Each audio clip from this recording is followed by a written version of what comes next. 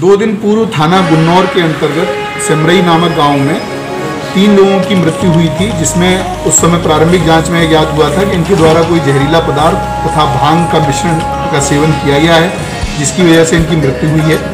जब इसमें पूरी जानकारी की गई, इसमें पूरी इन्वेस्टिगेशन की गई, तो आज ये बात निकल कर सामने आई है कि गाँव के प्रधान, जो एक महिला प्रधान है, इनके पति कल्याण सिंह, इन दोनों के द्वारा तथा इनके पुत्र अजनपाल के द्वारा अपने घर पर कई दिनों से ग्रामवासियों को शराब ठेके से मंगाकर पिलाने का कार्य किया जा रहा था। शिवरात्रि के दिन इनके पास शराब समाप्त होने पर इन्होंने एक राकेश नामक युवक को संपर्क किया और उससे हरियाणा वाली शराब मांगने की बात कही, लेकिन उसको बाहर से लाई हुई शराब यहाँ पर उपलब्ध नहीं हुई। अतः उस राकेश नामक युवक ने इनके पुत्र अजनपाल के साथ मिलकर चुनावई में स्थित एक पेंट की दुकान पर मिलने वाला थिनर खरीदा।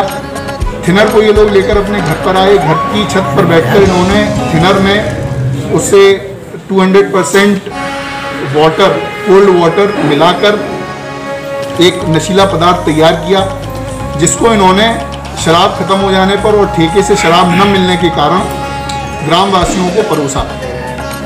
उस अपमिश्रित पदार्थ को पीने तथा उसके पश्चात भांग खाने के कारण करीब 6 ग्रामवासियों की तबीयत खराब हुई, जिनमें से 3 की मृत्यु हुई तथा 3 का उपचार अभी भी चल रहा है। इनकी हालत तभी सामान्य है। इसके साथ में जो व्यक्ति जिसकी दुकान से पेंट की दुकान से थिनर खरीदा गया, उन दोनों को भी हम लोगों ने गिरफ्तार किया है।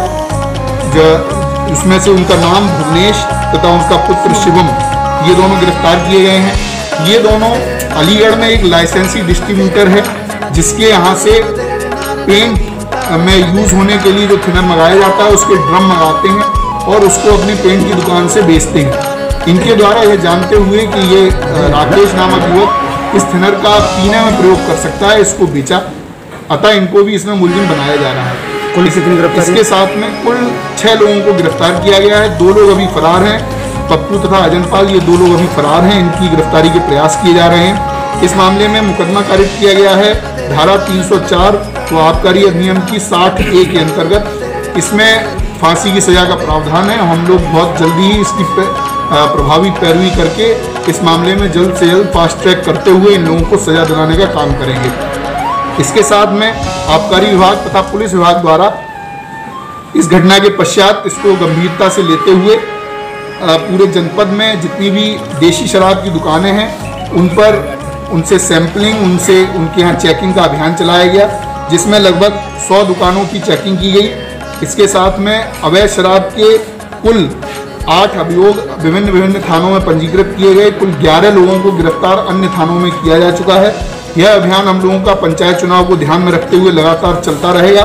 किसी भी अन्य व्यक्ति के द्वारा मैं समाज में संदेश देना चाहता हूं कि किसी भी अन्य व्यक्ति के द्वारा अगर पेंट की दुकान से ऐसा महसूस होता है कि वो थिनर पीने के उद्देश्य से खरीद रहा है, तो इसलिए सारे जो दुकान वाले हैं उन लोगों को ध्यान देने की ज़रूरत है कि ऐसी जगह पर ना बेचें। इससे इस तरह की कैजुअलिटी होने की संभावना है।